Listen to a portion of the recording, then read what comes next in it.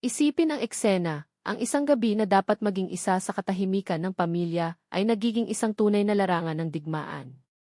Ang sala, na dating kanlungan, ngayon ay mukhang isang masikip na piging na may 15 tao na naka-install na parang nasa isang 5-star na restaurant at ang hostess, sa halip na ituring bilang may-ari ng bahay, ay naging isang simpleng katulong. Habang siya ay pagod sa pagitan ng kusina at sala, sinusubukan na kaluguran ang lahat. Ang tanging gantimpala na natanggap niya ay isang nakakahiyang insulto na binibigkas ng malakas nang walang awa, tamad. Swine! At ang pinakamasama, ang taong nagsalita ng pariralang ito ay hindi isang estranghero, ngunit ang biyenan mismo, sa harap ng lahat, na parang isang tropeo ng kalupitan. Magandang hapon, mga kapwa tagapakinig. Ako si Ander Branco, at ikaw ay nasa Bastidores The Familia Channel, kung saan ang bawat kwento ay isang salamin ng mga relasyon na minarkahan tayo, minsan magpakailanman. Ngayon, ibabahagi ko sa iyo ang isang kwento na gagawing muling isipan kung ano ang ibig sabihin ng Home Sweet Home. Handa na? Kaya umupo dahil ang kwentong ito ay hindi para sa mahina ng puso. Hindi kailanman maisip ni E. Morozova na, sa pamamagitan ng pagsabing ki sa dambana, pipirma niya ang isang kontrata ng domestic servitude. 2 taon na ang nakaraan nang tinanggap niya ang panukala ni Dmitry Seleznyov. Ang hinaharap ay tila nangangako, isang matatag na trabaho sa isang studio ng disenyo, ang kanyang sariling apartment sa gitna ng lungsod. Nakakuha ng kanyang sariling pawis, at isang kasintahan na nanumpa na mag-alok sa kanya sa mundo. Sa mga unang buwan, ang buhay ay nagpatuloy sa kurso nito, kahit na may isang hindi komportable na detalye, habang binayaran niya ang mga bayarin sa sambahayan, supermarket at pang-araw-araw na gasto sa kanyang sweldo, 2 beses sa kanya. Pinatunayan ni Dmitry ang kanyang katamtamang kontribusyon ng 40,000 rubles na may isang napahiya ng ngiti. Ito ay isang yugto lamang, pag-ibig. Maya-maya ay magiging mas mahusay ang mga bagay. Ngunit nagsimula ang totoong bangungot nang dumating sa eksena ang Evdokia Borisovna Seleznyova. Isang babaeng nasa gitnang may edad na may buhok na nakatali sa isang matigas na buwan na mukhang artipisyal bilang kanyang ngiti at isang matalim na tingi na maaaring maputol tulad ng isang talim. Mula sa unang pagpupulong, malinaw, ang biyenan ay hindi lamang nasiraan ng loob ang kanyang manugang, ngunit nakita rin siya bilang isang panghihimasok sa kanyang sariling kaharian. Ginagawa ng isang tunay na asawa ang kanyang asawa na hari ng bahay, hindi niya ito binabawasan sa isang panauhin lamang, paulit-ulit niya, habang sinisiyasat ang bawat sulok ng apartment kasama si disdain, pinupuna ang pag-aalaga ng bahay, pagkain at maging ang damit ni Gil. At Dmitry. Sa presensya ng kanyang ina, nagbago siya sa isang masunurin na anino, tumango sa bawat pagpuna habang pinupukaw ang kasalanan ng kanyang asawa, na parang sasabihin, paumanhin, ngunit alam mo kung paano siya. Sinubukan ni Alina na huwag pansinin ang mga provocations na naniniwala na ang lahat ay isang yugto ng pagbagay lamang. Ang pagkakamali mo. Ang Evdokia Borisovna ay nagsimulang lumitaw ng mas madalas na nagpapalawak ng kanyang mga pagbisita mula sa mga araw hanggang linggo na parang ang kanyang sarili. Inayos niya ang kasangkapan sa gusto niya, sinuri ang ref sa hangin ng isang hukom at nagdidikta ng mga aralin sa paano maging isang mabuting may bahay, kasama ang otoridad ng isang taong hindi pa nagtrabaho sa labas ng bahay. Sa aking oras, ang isang babae ay nakakaalam sa kanyang lugar, nagsilbi siya sa kanyang asawa, hindi niya siya pinasukan ng isang tasa, ipinahayag niya, habang naubos pagkatapos ng isang araw ng trabaho. Sinubukan na muling ibalik ang mga hinihingi ng kanyang karera sa mga inaasahan ng isang biyenan na tila nagmula sa ibang siglo. Ang mga pagtatangka ni na makipag-usap kay Dmitry ay sinalubong ng mga pilay na mga dahilan. Matanda na siya, mayroon siyang mga paraan bigyan ito ng ilang oras, maipapasa ito. Ngunit sa halip na lumipas, tumaas ang sitwasyon.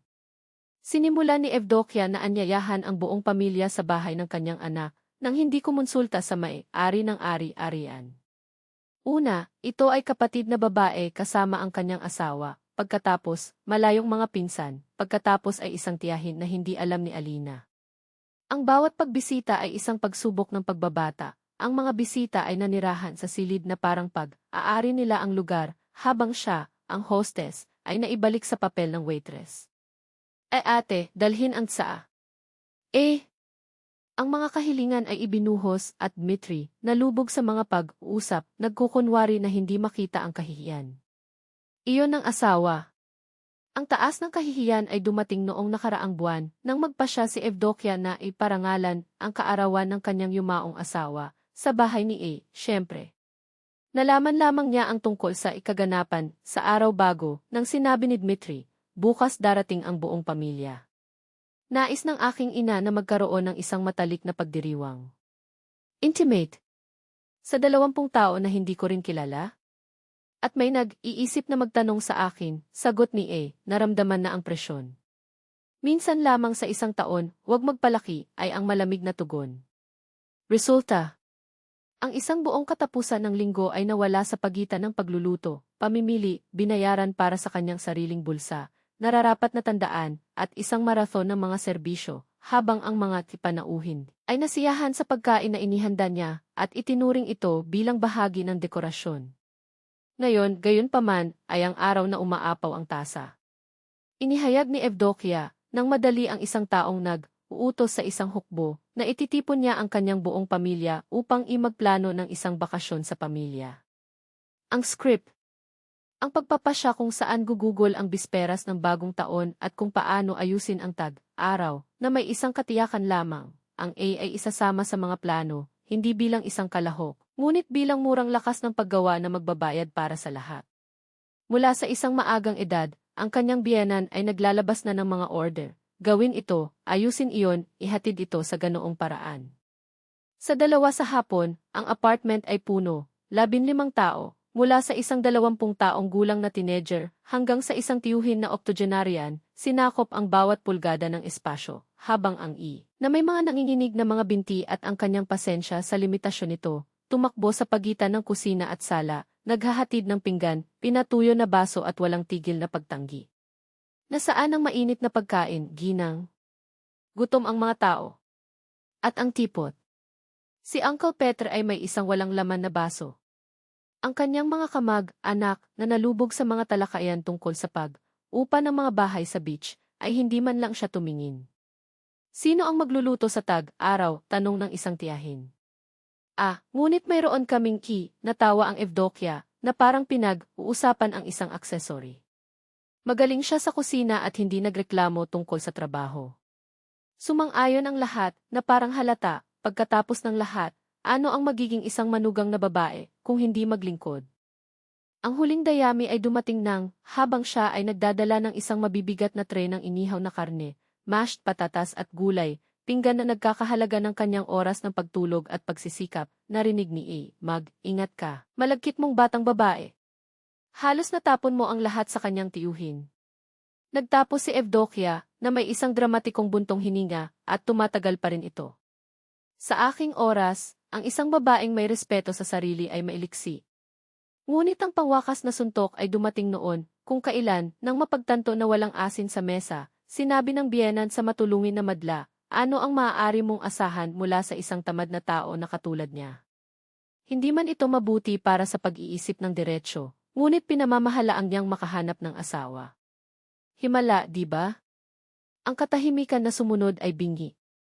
Ang lahat ng mga mata ay lumingon kay Alina, na may mga kamay at durog na pagmamataas, sa wakas ay naintindihan, hindi na ito isang katanungan ng pasensya. Ito ay isang katanungan ng dignidad. At habang si Dmitry, pula na may kahihiyan, ay nakatitig sa plato na parang naglalaman ng sagot sa kanyang duwag, alam niya, iyon ang magiging huling araw na papayagan niya ang kanyang sarili na tratuhin tulad ng isang zero. Kahit na nangangahulugang nasusunog ang lahat ng mga tulay. Dahil ang ilang mga laban ay hindi tungkol sa teritoryo o pera, tungkol sa kaluluwa. At ang iyong ipinagbibili ng napakatagal. Ang pagtawa ng tawa ay pinutol ang hangin tulad ng mga blades na nagbubuni sa silid tulad ng isang koro ng mga henas na nagdiriwang ng karyon. Naramdaman ni Alina ang isang bagay sa loob ng kanyang snap, hindi isang malambot na pag-click, ngunit ang langot-ngot ng isang buto na nag-snap sa ilalim ng presyon. 2 taon ng kahihiyan ng mga iinsulto na nakilala bilang mga biro na ginagamot tulad ng mga magagamit na kasangkapan sa kanyang sariling tahanan.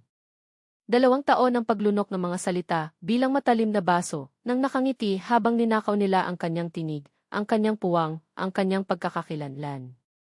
At naroroon siya, sa gitna ng silid na binili niya ang kanyang sarili, kasama ang kanyang pawis, ang kanyang walang tulog na gabi, ang kanyang pagtitipid. Napapaligiran ng mga taong tumingin sa kanya na parang siya ang katulong na nakalimutan ang kanyang lugar. Well, bulong niya, ang kanyang mga nagielo na daliri ay nakakagulo sa mga kamao nang mahigpit na ang kanyang mga kuko ay naghukay sa kanyang palad. Babalik ako sandali. Tumalikod siya sa isang kalmado na nagulat sa kanya. Hindi siya pumunta sa kusina. Dumiretso siya sa silid, tulugan, kung saan ang mga dokumento ng gawa ay nagpahinga sa drawer ng kama, sa tabi ng mga susi na pinili niya sa araw ng paglipat. Kinuha niya ang travel bag mula sa likuran ng aparador, ang binili niya para sa mga biyahe sa hinaharap, ngunit hindi pa umalis sa plastic. Ngayon ay ginamit ito para sa isa pang uri ng paglalakbay. Sa 5 minuto, ang lahat ng mahalaga ay nasa loob, pasaporte, card, notebook, 2 pagbabago ng damit, ang bote ng pabango na ibinigay niya sa kanyang sarili sa kanyang huling kaarawan, ang tanging regalo na walang naalala. Isinara niya ang zipper na may isang tiyak na kilos.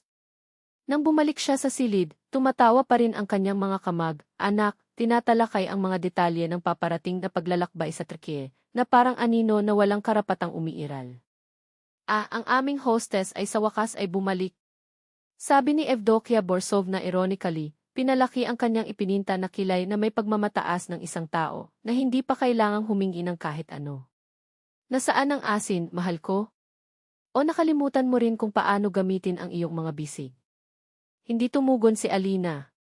Naglakad siya papunta sa gitna ng silid at ibinaba ang kanyang bag sa sahig na may tinik. Kinuha niya ang mga susi sa kanyang bulsa at inilagay ito sa talahanayan ng kape, sa harap ng kanyang biyenan, na parang isang laso na tropeo. Ang kung ano ang hiniling mo. Ang tinig ay matatag, halos kakaiba sa kanyang sariling bibig. Ang mga susi sa aking bahay. Ang katahimikan na sumunod ay napakakapal na maaari itong i-kot gamit ang kutsilyo na hiniling nila na gamitin niya. Ang Evdokia Borisovna ay kumurap na parang ang katotohanan ay nagbigay ng isang marahas na jolt. Ano ang uri ng kalokohan na ito? Ang tinig ng babae ay nanginginig sa pagitan ng galit at gulat. Nawala mo na ba ang iyong isip, babae? Hindi. Mumiti si Alina at ito ang mapanganib na ngiti na ibinigay niya sa kanyang buhay. Ibinalik ko ito. Kung ako ay isang itamad na baboy na nakakakuha lamang sa paraan ng iyong mahalagang tanghalian ng pamilya, kung gayon mas gugustuhin kong mawala. Gawing komportable ang iyong sarili. Gumawa siya ng 1 kilos na theatrical gamit ang kanyang mga kamay. Mga sarili mo mismo. Paglilinis? Di nagpaplano ng bakasyon. Ay pagkatapos ng lahat, ang bahay na ito ay sa iyo ngayon. Tulad nito, sinubukan ni Dmitri na bumangon, ngunit ang kanyang mga binti ay parang halaya. Alina, para sa pag-ibig ng Diyos. Mahal na asawa. Lumingon siya sa kanya, at sa unahang pagkakataon sa mga taon, tiningnan niya siya sa mga mata nang hindi ibinababa ang kanyang ulo. Nakalimutan mo ba ang maliit na detalye? Ang gawa ay nasa pangalan ko. Nabili bago ang kasal, kasama ang aking pera. Kaya, ang tanong ay, yumuko siya ng bahagya, na parang nagbabahagi ng isang lihim, saan ka mabubuhay kapag dumating ang singil ng kuryente. Sumabog ang Evdokia Borisovna. Tumayo siya ng napakabilis na ang upuan ay nahulog sa isang pag-crash. Paano ka maglakas, loob? Ang nanginginig na daliri ay itinuro kay Alina tulad ng isang armas. Patayin ang pamilya ng iyong asawa? Hindi ka ba nahihiya? Hindi ako nagpapalayas kahit sino. Kinuha ni Alina ang strap ng kanyang bag na may kalmado na natakot sa kanya. Aalis na ako. Maaari kang manatili hanggat gusto mo. Huwag lamang kalimutan, tiningnan niya ang kanyang relo, ang bill ng tubig ay dapat na sa ika-negatibo 1-0. Ito ay 4,000 rubles. Magsaya. Kapag sinubukan niyang pumasa, hinarang ng biyenan ang pintuan, ang kanyang mga mata ay may dugo na may puot. Hindi ka umalis dito. Sigaw niya. Si Dmitri ang iyong asawa. May karapatan siya. Meron siya. Tumawa si Alina, isang maikli, walang tawa. Mayroon siyang 2 taon upang kumilos tulad ng isa. Sa halip, pinapanood niya ang kanyang ina na tinatrato ako tulad ng dumi. Ngayon, sumandal siya sa dingding, tumatawid sa kanyang mga braso. Ngayon matututunan niya kung paano mag-ero ng mga damit. Sinubukan ni Evdokia Borisovna na sunggaban siya sa braso, ngunit si Alina ay nag-dodged sa tulad ng isang likas na kilusan na natitisod ang babae. 2 dekada ng CrossFit ay hindi lamang para sa mga aesthetics. Dmitry. Umuwal sa biyenan na parang invoking ang isang kapintasan na Diyos. Hahayaan mo bang makipag-usap sa akin ang asong ito? Tumayo siya, pawis ang kanyang mga kamay, ang kanyang shirt ay natigil sa kanyang likuran. Alina, mangyaring. Huwag kang maglakas, loob. Ang tono ay sapat na. Nagyelo si Dmitry. 20 taon sa akademya ay nagturo sa akin ng isang bagay. Lumapit siya, ang kanyang tinig ay isang nakamamatay na bulong, hindi kailanman maliitin ang isang babae na walang natalo. Ipaliwanag sa iyong ina na ang tapos na ang ika-negatibo 19 na siglo. O sa halip, tiningnan niya muli ang kanyang relo, mayroon kang eksaktong 5 minuto upang magpasya kung susundan mo ako at subukang ayusin ito o manatili dito at magpatuloy sa pagiging kanyang puppet. Bakit ako? Ngumiti siya at sa oras na ito ay isang ngiti ng wolfish, napili ko na. Walang humihinga.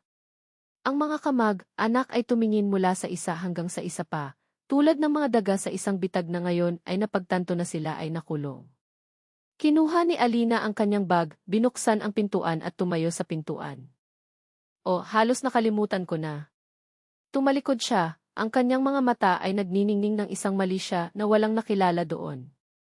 Ang freezer ay puno. Kung nais mong manatili, kumuha ka ng pagkain. At magbayad para sa internet. Ang Wi-Fi ay naka-off sa 11 kung hindi mo na-renew ang iyong plano. Good luck! Tinawag ni Dmitry ang kanyang pangalan habang naglalakad siya sa hagdan, ngunit hindi lumingon si Alina. Ang mga hiyawan ni Evdokia Borisovna ay sumigaw sa bulwagan, nagbabanta, mga pang-iinsulto, mga pangako ng paghihiganti, ngunit pinabilis lamang niya ang kanyang bilis. Sa labas, ang malamig na hangin sa gabi ay tumama sa kanyang mukha tulad ng isang halik ng kalayaan. Sa taxi, habang ang mga ilaw ng lungsod ay dumaan sa bintana, nadama ni Alina ang isang bagay na kakaiba sa kanyang dibdib, isang halos masakit na magaan, na parang isang tumor na dala niya sa loob ng maraming taon. Kapag binuksan ni Svetlana ang pintuan sa kanyang apartment, na may isang bote ng alak sa kanyang kamay at isang alam kong darating ang araw na ito, pinangiti, hindi niya mapigilan. Sa wakas, bulong ng kanyang kaibigan, hinila siya sa isang yakap. Akala ko gugugol mo ang iyong buong buhay na naghahatid ng shoe na iyon. Tumawa sila. Tumawa sila hanggang sa masaktan ito, hanggang sa dumaloy ang luha, hanggang sa bigat ng huling 2 taon na natunaw sa ilalim ng isang baso. 3 beses na tumawag si Dmitry sa gabing iyon. Hindi sumagot si Alina. Sa umaga, isang mahabang mensahe ang dumating sa cellphone, mga apolohiya, mga pangako, ang desperado na bumalik, ayusin natin ito. Hindi niya ito binuksan. Tinanggal niya ito ng parehong kilos kung saan iniwan niya ang mga susi sa talahanayan, tiyak. Makalipas ang 1 linggo, bumalik siya sa apartment para lamang makuha ang naiwan. Si Dmitry ay nasa kusina, namamaga ang kanyang mga mata, ang kanyang balbas ay hindi nababagay. Para siyang isang tao na may edad na 1 dekada sa 7 araw. Ang aking ina ay umalis, Anya, na para bang may ipinaliwanag na isang bagay. Mga kamag, anak din galit ang lahat. Iniisip ko. Inimpak ni Alina ang mga libro nang hindi nakatingin sa kanya. At ikaw? Walang tirahan? Hindi ako maaaring magbayad ng upa mag-isa. Ang boses niya ay sumira. Alina, hindi ko alam na masama iyon. Inters. Huminto siya. Tumingin siya sa kanya hindi sa galit, ngunit may awa na napakalalim na nasaktan. Alam mo, pinili lang niya na huwag pansinin ito. Araw na ikulong mo kapag pinapahiya niya ako, bawat hayaan mo na nang sumigaw ako sa banyo alam mo. Ngayon, isinara ang kahon na may isang pag-click, ngayon ay huli na. Maaari akong magbago. Tumayo siya, ang mga kamay na nakabalot tulad ng isang pulubi. Bigyan ito ng isa pang pagkakataon. Hindi. Kinuha niya ang kahon. Dahil sa susunod na hakbang ng iyong ina, tatawagin ko ang pulisya para sa paglabag. At ikaw? Tumingin siya sa kanyang mga mata sa huling pagkakataon, papayagan mo siya. Hindi sinubukan ni Dmitry na pigilan siya nang umalis siya. Makalipas ang isang buwan, lumipat siya, hindi makamit ang mga pagtatapos. Inarkila ni Alina ang apartment para sa isang presyo na sumasakop sa kanyang sariling upa sa isang mas mahusay na kapitbahayan, isang lugar ng kanyang sarili, na may mga dingding na hindi sumigaw ng mga hiyawan, isang kusina na hindi amoy tulad ng obligasyon. Mabilis ang diborsyo. Sinubukan ng mga abogado ni Dmitry na ipaglaban ang bahay, ngunit malinaw ang batas, ang pag-aari na nakuha bago ang pag-aasawa ay hindi mahahati. Ang Evdokia Borisovna ay tinawag ng isang beses, nanunumpa at nagbabanta ng mga demanda. Tumanggap lamang siya ng isang tugon ng court mula sa abogado ni Alina, ang iyong kliyente ay hindi nais na magkaroon ng karagdagang pakikipag-ugnay. Ang anumang mga pagtatangka sa pananakot ay tinutukoy sa mga otoridad. Makalipas ang isang taon, sa isang cave malapit sa bagong gusali kung saan siya nakatira, nakilala ni Alina si Andrei. Engineer, mga kamay na naninindigan mula sa trabaho, isang tao na tumingin sa kanyang mga mata nang magsalita at tumawa sa kanyang mga biro nang hindi pinilit ito. Nang sabihin niya sa kanya ang tungkol sa kanyang unang pag-aasawa, hindi siya tumingin ang paumanhin. Umiling-iling siya, seryoso ang madilim na mata niya. Isang tunay na lalaki, Anya, hindi pinapayagan ang kanyang asawa na mapahiya. Mas mababa sa kanyang sariling ina. Ang kanyang mga magulang ay dumating para sa hapunan sa susunod na buwan. Isang babaeng may kulay, abo na buhok at isang malambot na tinig, isang lalaki na nanginginig ang kanyang kamay ng magalang. Ano ang isang kaakit, akit na batang babae, sabi ng ina ni Andrei na naghahain ng cake na dinala niya mismo. Kaya matalino, kaya independyenteng. Ang aking anak na lalaki ay maswerteng. Pinigilan ni Alina ang luha. Hindi dahil sa kalungkutan, ngunit dahil sa kauna-unahang pagkakataon sa mga taon, may tumingin sa kanya at nakita siya hindi ang katulong, hindi ang hindi ka nais-nais na manugang, hindi ang anino na dapat yumuko. Sa simpleng seremonya, na may mga malapit na kaibigan, walang humiling na magmadali siyang maglingkod. Walang nagkomento sa damit, menu o listahan ng panauhin. Hinawakan ni Andrei ang kanyang kamay sa buong oras, na para bang alam niya na, kung minsan, sa simpleng pag-revolusyon ay sapat na. At nang magsimula ang musika at hinila niya siya upang sumayaw, ngumiti si Alina. Hindi sa obligasyon. Hindi dahil sa takot. Dahil sa unahang pagkakataon, pinili niya. Wala nang mabibigat na tray sa mga kamay o mga salitang pinutol tulad ng mga kutsilyo na nakikilala bilang payo. Si Alina ay hindi na tahimik na dalaga sa isang bahay na hindi kailanman sa kanya, ngunit ang isang babae sa pantay na paglalakad, hindi sa pamamagitan ng pahintulot, ngunit sa kanan. Samantala, si Dmitry ay nanatiling nakulong sa parehong bitag na tinulungan niyang itayo. Maraming beses niyang binago ang kanyang address, ngunit ang anino ng Evdokia Borisovna ay sumunod sa kanya tulad ng isang sumpa. Ang mga kababaihan na tumawid sa kanyang landas sa lalong madaling panahon na tanto ang laro. Isang ina na sumukat sa halaga ng bawat isa na may mahigpit na isang alahas na sinusuri ang mga peking bato. Walang sinuman ang katumbas ng aking anak na lalaki, inulit niya ang kanyang mga kakilala, na parang pag-ibig ay isang kompetisyon para sa mga pamagat at hindi isang pagpipilian ng puso. Si Dmitry, naman, ay nagbagsak sa pagitan ng isang inuupahang apartment at isa pa. Pagod na ako sa pamumuhay ng nag-iisa. Ngunit ang kanyang mga kamay ay nanginginig pagdating sa pagputol ng pusod na may hawak na hostage sa kanyang pagkabata.